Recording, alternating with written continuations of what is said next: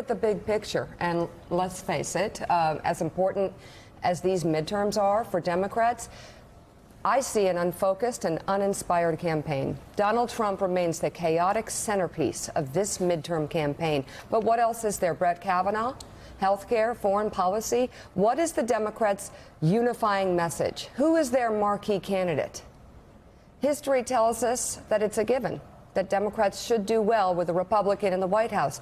But with how many days? 18 days to go? 18 days to go. Only 18 days to go. The Democrats have yet to fight this election on their terms. What is their message? That's how you create a wave. Think Newt Gingrich's contract with America. Think the Tea Party's war on Obamacare. Bill Clinton, of all people, says that politics it's better to be strong and wrong in politics than right and weak.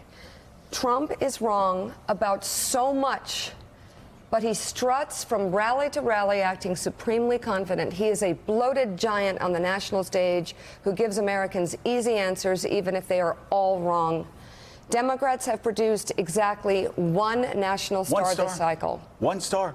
And guess what? This guy could lose by double digits. That is correct. That's what we're looking at right now. Beto O'Rourke could lose by 10 points. Think about this. Politico's lead story speaks the amazing truth to Democrats. It's not impossible that despite the train wreck that is the Trump presidency, Republicans could keep control, listen carefully, of the Senate and the House. That's where we are. This morning, Joe, Willie, and I are going to talk to two of the top Democrats in charge of this campaign, Senate Minority Leader Chuck Schumer and DNC Chair Tom Perez. The question we will be asking this morning: besides raising money, what in the world is this unfocused Democratic Party doing over the next 18 days to check the most destructive parts of Trump's reign? The answers they give matters. People could be voting right now. So here is the president last night in Montana, laying out his campaign themes in blunt terms. This will be an election of Kavanaugh, the caravan, law and order, and common sense. That's what it's going to be. It's going to be an election of those things. And we're doing a lot of good.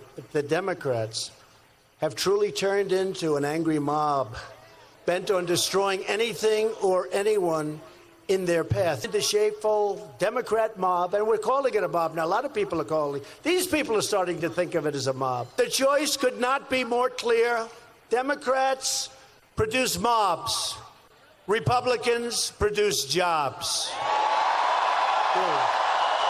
Why don't we go the other way? Democrats support constitutional pillars. Republicans support Saudi killers. Why don't Democrats do things like that? That would work. Come on, man. So tell me, is there a message? You're the message, man. What's the message? Well, actually, we have been working with Democrats, and next week we are. What's the message? I'll tell you the message very simply is that it's the vote of a lifetime. Vote for children because they can't vote for themselves. Because they're taking away your health care. The swamp is getting swampier. We are losing our way as a country, and we have a campaign called Vote for Me Because I Can't, which is basically children saying, delivering all the messages. They're taking your health care away. The rich are getting richer. We are losing our way as a country. It is that desperate right now. The problem the Democrats have is they don't have a messenger on top of the message. That if you mentioned Contract of America. Contract of America wouldn't have been Contract of America without Newt Gingrich. But the central theme also has got to be health care. They're taking your health care away. The rich are getting richer. Well, you know, that's a funny thing, because whenever we have these sort of conversations, and we've had them, just like we had them when we were bitching that Hillary Clinton didn't have a message for 2 years.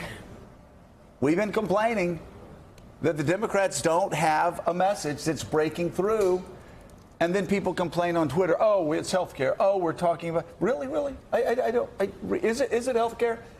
Because I'm not hearing any national message that's driving it. I'm not hearing local message that's driving it. We had a poll that showed that, 14 out of 100% of Americans think health care is the issue this year? Well, what is it? Well, that poll that matches up, right? Health care, jobs, rein in Trump. Those were the three issues, the economy. Those are the things President Trump is talking about in the campaign trail. He's talking about jobs. He's talking about his economy. Look how much better. Are you better off now than you were 2 years ago? You may not like what President Trump's saying on those campaign rallies, but it's clear what he's going after, the mob. I've improved the economy. I've fixed your life. I've made your life better. America has become great again. Democrats are race by race, I will say. If you go into Iowa or if you go into Missouri with Claire McCaskill, they're talking about health care. So they're race by race. They understand about health care being the top priority, but you don't hear that as a national theme whatsoever. And we don't know that breaks through. You know, Susan, somebody was talking to me last night about how depressed the Democrats were because of Kavanaugh. You know, they're just depressed right now, and it's just, you know, that was the worst issue it's hard for them to get out. It's hard to think about the election because I'm sitting there, you know, as a former Republican, when we lose, we get really angry and we knock people's heads off their shoulders. And everybody, it's just a natural instinct. They did something wrong to us. We're going to go after them. We're going to knock their heads clear off their shoulders. And don't say, oh, these Republicans are so awful. That's what Bobby Kennedy did. That's what Mario Cuomo did. Like, Cuomo didn't sit around and like, oh, I got beaten by the assembly. I mean, Cuomo would go out. He was a strong, tough liberal. Who's the Democrat that's a strong, tough liberal, or the strong, tough moderate, or the strong, tough conservative Democrat that's going to lead this fight? Right. You make a good point. People don't want to see people depressed. They want to see strong, tough leaders.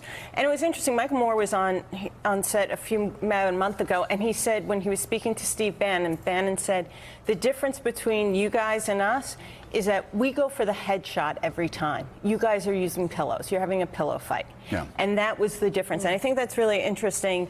And it goes even to the point on health care. Instead of going after aggressively the problems with health care and telling the stories, they're not. But it's also a problem because health insurance rates are not up in double digits this year.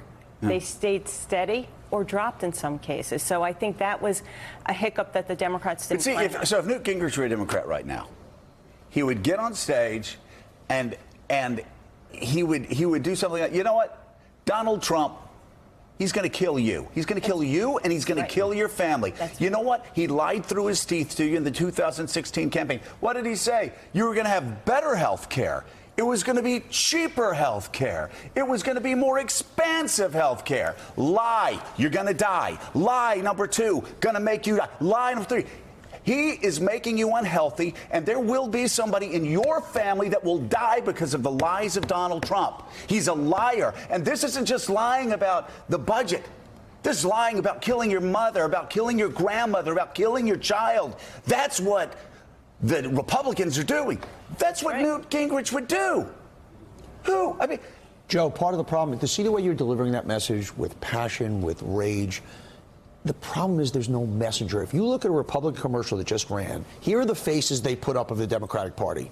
They put up Bernie Sanders, Elizabeth Warren, Michael Avenatti.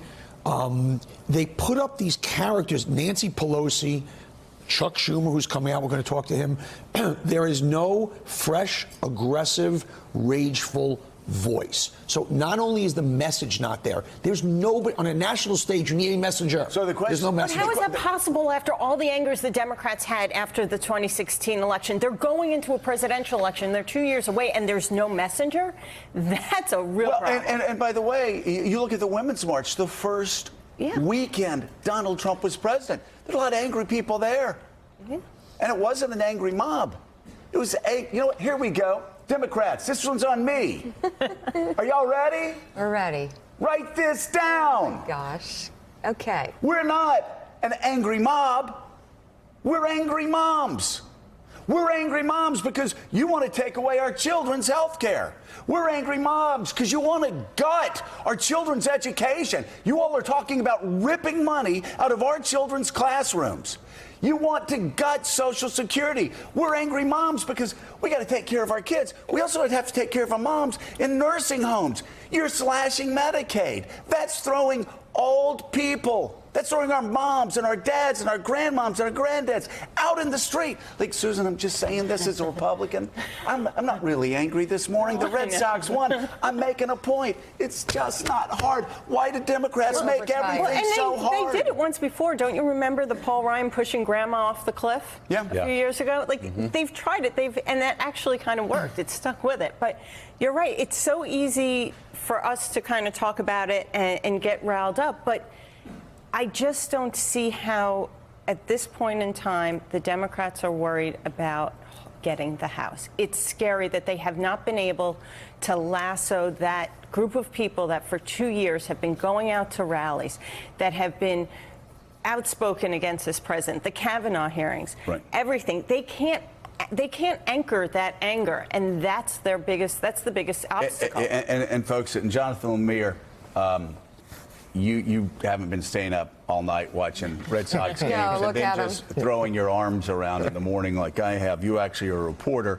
What do you see out there?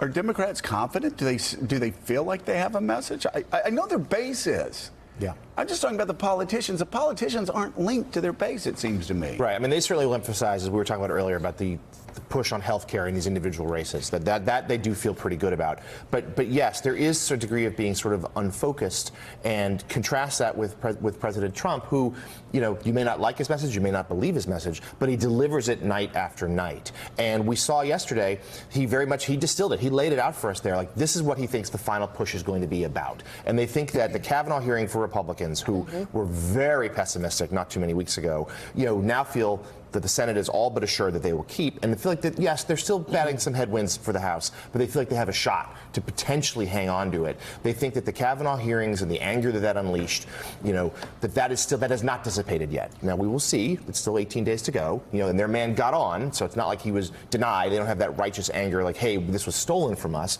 We will see if that will still happen. But now we have this caravan issue, which Newt Gingrich, mentioned him a few times now already this morning, sort of laid out on an interview with Fox about 2 days ago, said that's going to be Kavanaugh and the caravan. And then perhaps the president was watching, because that became his speech last night. And certainly, especially for Republicans, but particularly for this president, 2016, so much of it was about stoking up fear or concern about immigration. And he's doing it again now.